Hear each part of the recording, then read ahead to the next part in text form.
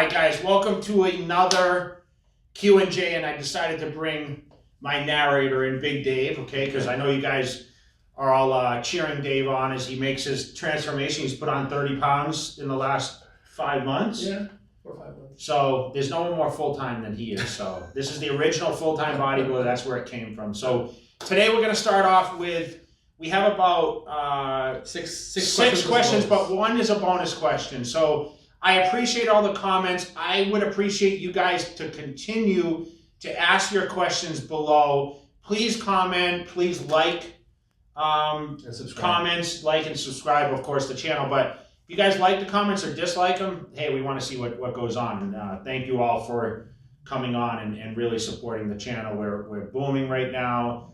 I know everyone's online and trying to figure out what the next thing they're going to do is.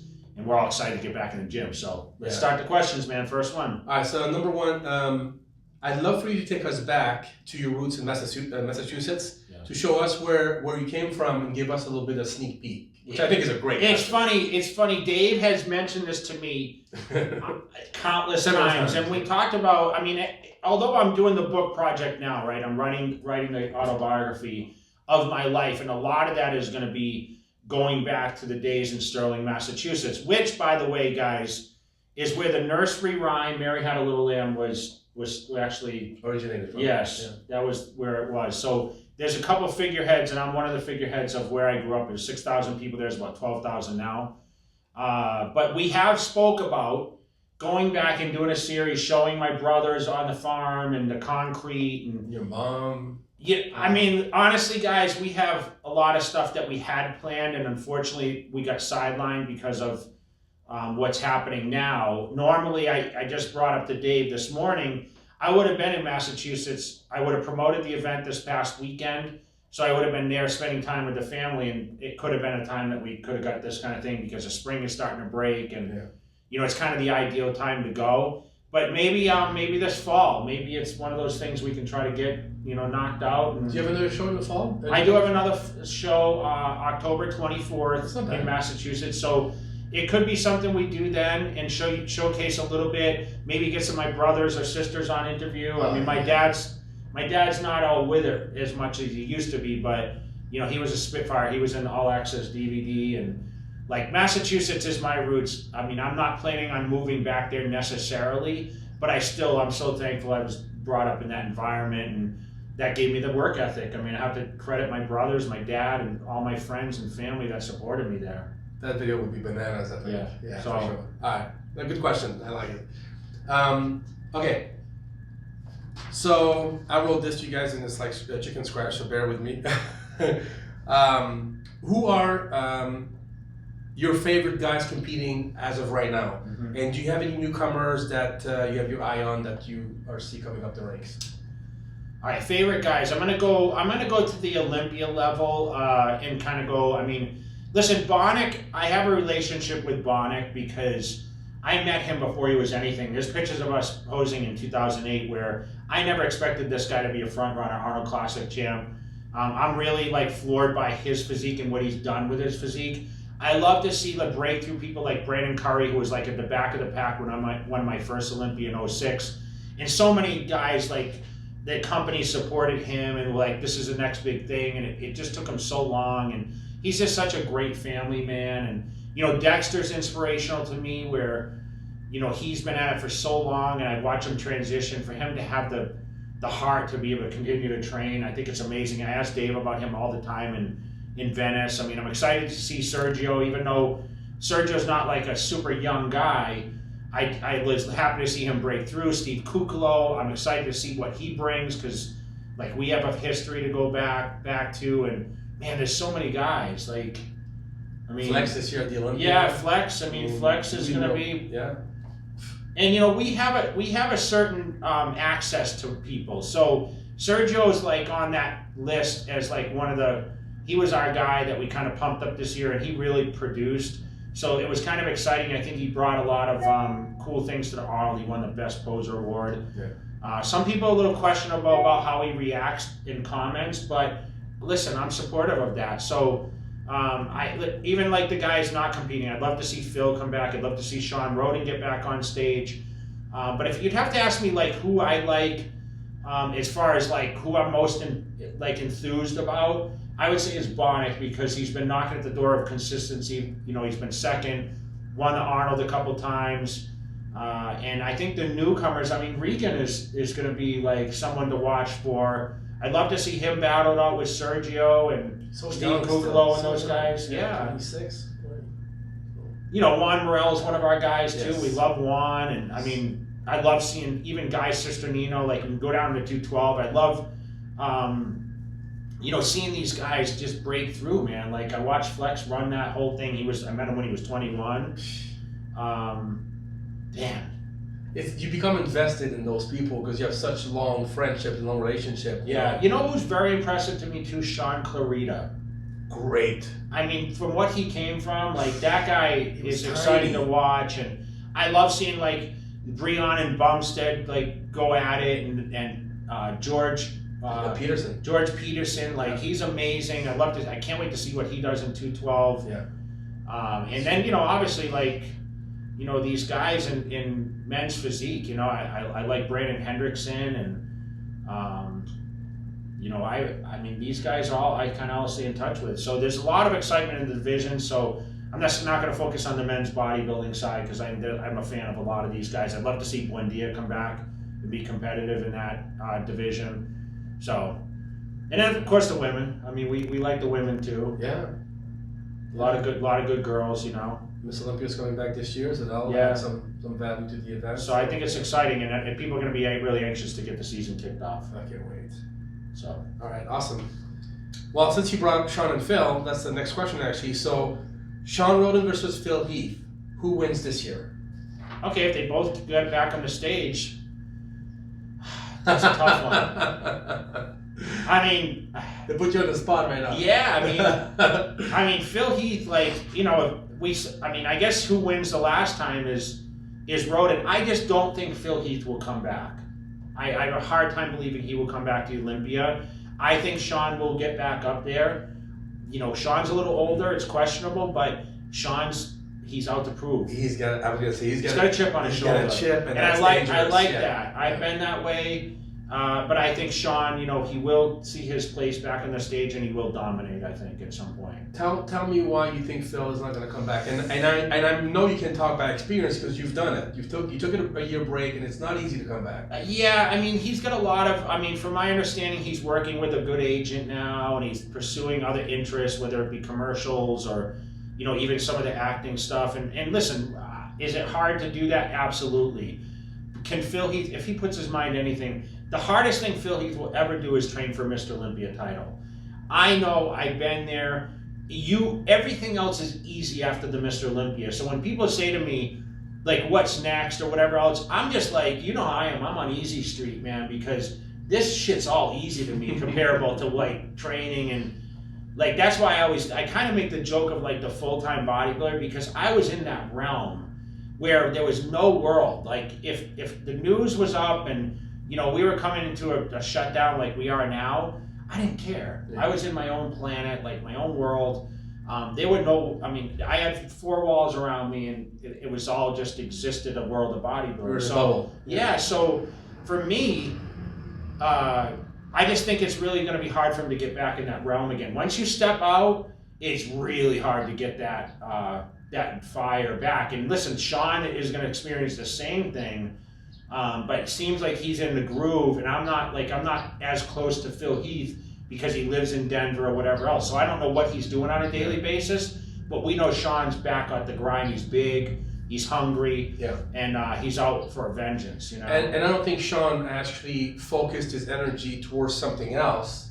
He stayed bodybuilding since he won the title. Yeah, and I want to make a solid point. The thing is, if you know you're going to compete, you have to know by this point you're going to train for the Olympia. You can't just decide, okay, in June I'm going to start training. No way. You have to mentally prepare. So Shawn has it in his mind, I'm going to be in the Olympia in 2020. Whereas Phil's like, well, I'm kind of like, at least he's putting out there, not to say that that's the truth, but he's putting out, well, I haven't made that decision yet. Well, guess what?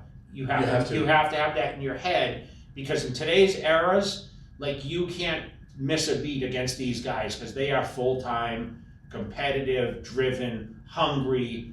There's a $400,000 paycheck. It's not a joke anymore. Yeah. You were saying that about Cedric last year when he got the special invite, which was great, but you're like, you know what, this is too last minute for your mind to be ready. You have to, it's a mental game up there. It's a mental game. And guys, you can sit there behind the computer and try to figure out what I'm saying. Listen, it's like textbook. You can go teach a guy like all the perfect information, but then put him out in the real world and have him, delegate all that stuff. It's impossible to do. You got to be in the experience, and you have to know what it's like to be in the trenches. Yeah, I love it. Okay, good answer. All right, so next question. Best training split you have ever done, and what was the most beneficial for gaining size? Best training split ever was the 2-on, 1-off schedule, which you are on today, but I train twice a day. So I would do like a body parts, I would do arms together, I'd do biceps and triceps at night. I would do legs together, do hamstrings in the morning, quads at night. So I would have 4 workouts over 2 days. Wow. Okay, so I would train 5 hours break between, but I would train at 7:30 in the morning, and then I would train again at 2 in the afternoon. What I would do in between is sleep and eat food, but I would be dead after the 2 days. Like you're calling me like, Jay, I'm wiped out. Yeah. Think about 4 workouts over 2 days, and then I would take the day off. That was the most beneficial to me. Training twice a day, eating the meals, because it allowed me to eat more. It allowed me to be on a better schedule. There was no side activities. That was before all the crazy guest posing and mail orders and everything else. Business was in the back seat. So I was basically a full-time bodybuilder. That's when I moved to California. I was training. I envisioned myself going through the workouts consistently day in, day out. So when I left the gym on that second workout of that day, I already knew the next morning what I was going to go in and do.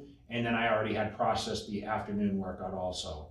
I mean, even on back day, I would go back and do back and traps. So I would do back in the morning. I'd go back and just literally do traps.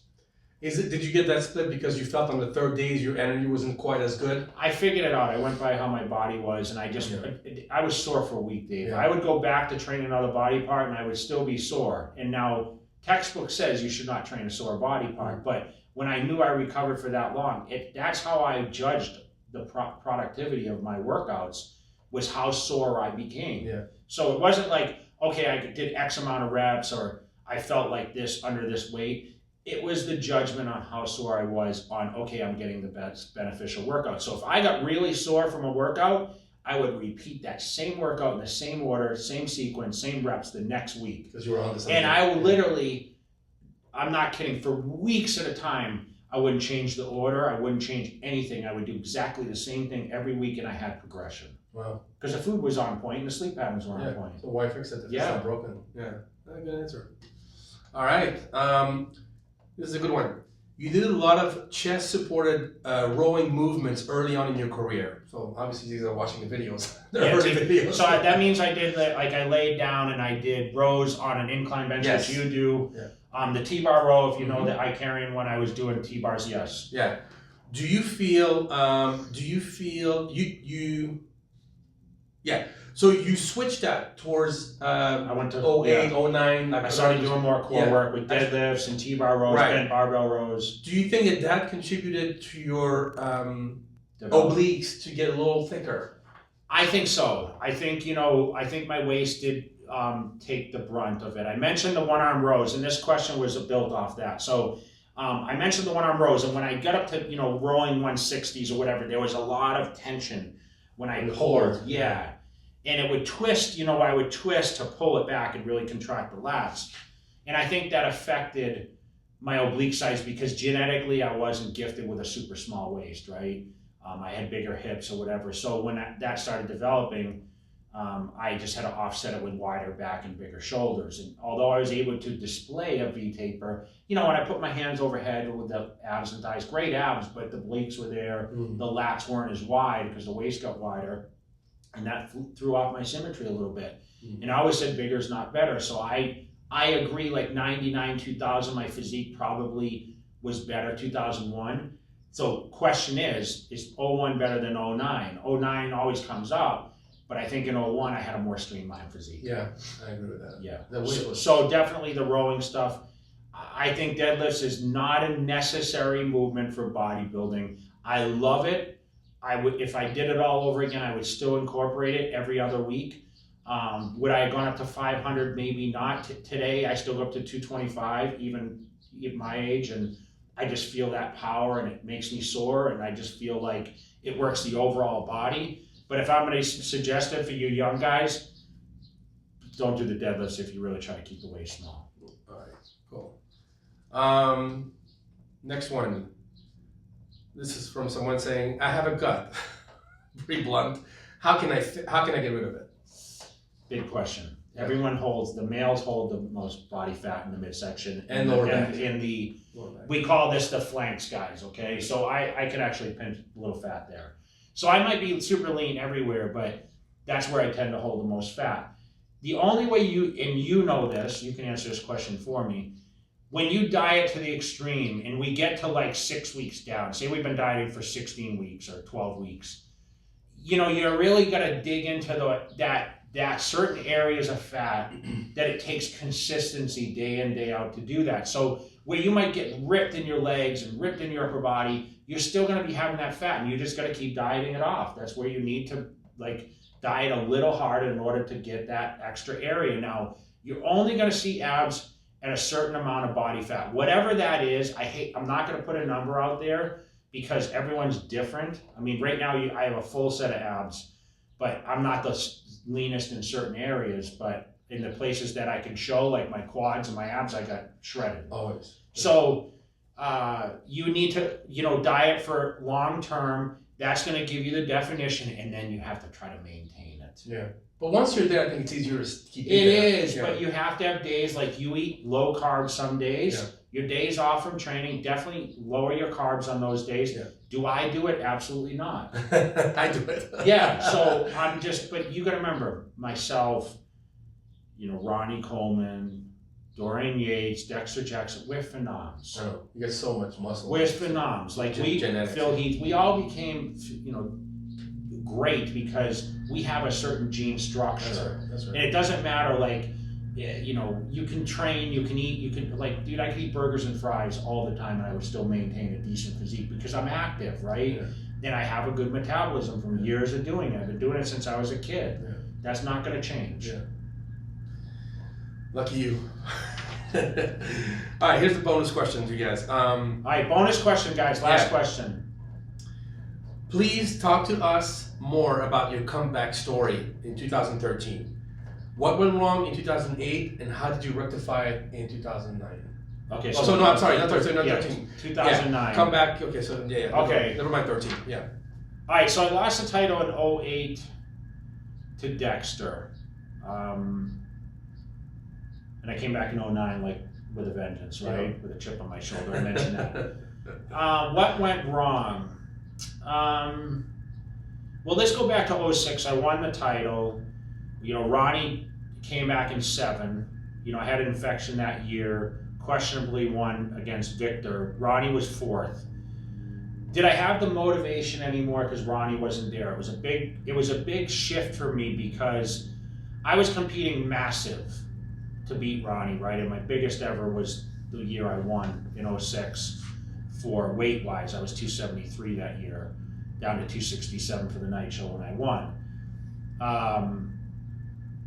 I think I lost a little bit of hunger when Ronnie, because I was now up against the Dexters and who I never thought would beat me. And Dexter just came in better shape. I think in 08, we were filming All Access. I had belief that I was going to be on point because in 07 I was off. And you were training for a contest at the time. We were filming. I was retaining water. I remember when I carved up. The mistake I made when I carved up is I ordered rice from a restaurant here, and it had salt in it. And I think that's what affected me. Oh, really? Yes. Not to make excuses, but I was lazy. I didn't want to eat plain white rice. I was just sick of eating. You remember how much I used to have to eat? I know. I was questioning what Chris was doing with me, which necessarily wasn't his fault. It was more my fault. I was believing the hype. I had people around me, I think, that were cheerleaders rather than being a little more critical. And I just think that it fell into place and I lost. That all changed in '09. You know, I changed, you know, I brought Hani on as kind of like the guy to kind of shout my ear. Not to say that Chris's ways worked amazing for me up till then, but I think the change was good for me. I needed to reboost my confidence and I need to figure out, okay, how do I need to come in, right? Ronnie's not there anymore. Dexter beat me. How do I come back? And I came back at a lighter body weight, 254, harder, fixed my like a leg discrepancy, trained a little bit different, had extra motivation, and kept the cameras out when I was training for the show, and came back with a vengeance. But let me bring something in there because I was there for 08 and 09, and I kind of saw it removed from the outside. And I remember your frame of mind for 08. You were pissed off in 08 because you know you really didn't want to people. This whole entire 07, people were like, "Well, Jay won, but you shouldn't have." So you kind of like pissed off about that. So you really want to come back to make a statement. I remember you posing a routine where you kind of incorporate that in there. And I remember seeing you backstage 20 minutes before you actually went on, and then you waited till the last minute to take your clothes off. You took it off, and everybody was like, "Oh my God, you look so great!" And for some reason, I think the nerves got to you. I don't know because it looked great backstage, right? They freaked. They're like, "Oh my God, you look so good!" And from the moment that I left you backstage to go sit in my seat, and you went up on stage, you started sweating. You started rubbing your hand, and you started to get nervous for some reason, and that's when you lost. And then I didn't understand why. I said, "I just saw him. You look incredible." Yeah. Everyone saw it. So I think your frame of mind was what kind of did you in 08 for whatever reason, because so much you had to kind of prove to everybody that you deserved to win in 06 or 7 or 6 or 7, and then after that when you prepped for 09, everybody woke you off. Everybody said, Jay's finished. Remember, it was a big old thing on the radio and with Aaron Donald, something. Nobody believed in you anymore, so you were like, okay, fine, I'm going to show you guys, and you went and you just. But it's funny, when we did the shoot with Kevin Horton at Gold's Gym Flamingo, you came out for that because you would come out and train with me. We had the whole crew there, and when he came and did the photo shoot, he was like, okay, and this is the guy that shot the Dorian Yates black and white. That's right. So when he released those pictures, he said, do you know what he said to me? He said, after that shoot, he said, people think they've seen the best Jay Cutler yet. They haven't seen anything. And I told you that, and I was like, and Peter McGuff was all excited. And he told me, he texted me because he saw the picture. He said, "Tell Jay to change nothing. Tell Jay to." We knew that you were coming back, and that's why I think your frame of mind. Because I was backstage again at that 09 Olympia, and Hani was like telling me, keep him good, keep him like in a good frame of mind. And I went to go see you backstage, and I was kind of worried because usually it feels to me like you're always losing it backstage for whatever reason. You get nervous, and I saw you, and you said to me, "I'm seeing shit on my body I've never seen before." And I'm like, okay, he's good. And I went to sit, and that was it. That was great. Yeah, so I mean, a lot of it has to do with the mind. Like I said, the mental aspect. So when you're confident, I never been more confident than 09, and it showed when I came out, right? And I did the quad stop, and the number fell off, and like it was history, So I liked what Milo said on the. So just so you guys know, Milos went on Global Muscle and MDTV, and he did an interview with Giles, and he was asked if what he best thought physique the ever. best physique ever, and he actually said that Jay's 09 version would beat any bodybuilding out there. That's including Ronnie Coleman at his best, and he told me that personally on the private, but he actually put it out there for everyone to hear. So I was actually excited to tell you that, and I thought it was kind of cool. So go check that out. That's a good interview. Yeah. So and I think when you're there in person, I always said bodybuilding shows don't judge by the pictures. Yeah. And I remember in the hotel room being with Hani like before prejudging, and in fairness, his wife was there, and he was helping Phil that year too, and Phil ended up he got sick or whatever. But I remember fairness was like, oh my goodness, like they never seen anything like it, right? And I'm like, do I really look that good? They're like, bro, this is just like next level. Even Hani was like, I've seen Ronnie like at his best, and he was friends with him. Yeah, and he said this is serious business, Wow. So I thought that was kind of cool. So Guys, we really appreciate all the questions every week. And listen, we could go on and on and on, but I don't want to bore you guys with, you know, 2 We're excited to hours, talk about 2 it. hours of questions. But Yeah. please comment below, ask your questions. I will get to everyone's questions eventually as we continue to roll over. So if you've asked the questions that haven't got answered prior, please keep trying. Like this video, subscribe if you're not subscribed to the channel. We have a lot of cool stuff. So here's another series of Q&Jay. Thank you for the fans that voted this. You remember now. This title, yeah. And for Dave and I, we are out. So thank you guys so much. Yeah, thanks.